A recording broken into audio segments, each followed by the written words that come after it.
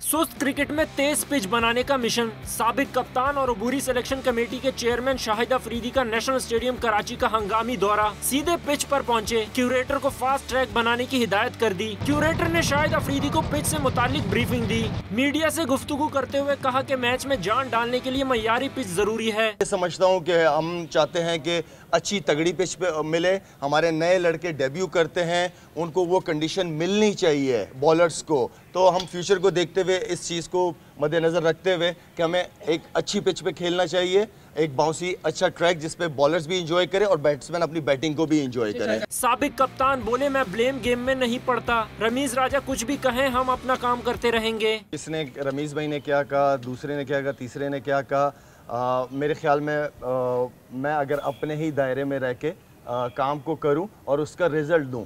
शाहिद अफरीदी का मजीद कहना था कि न्यूजीलैंड के खिलाफ वनडे सीरीज के बाद अपनी जिम्मेदारियां छोड़ दूंगा।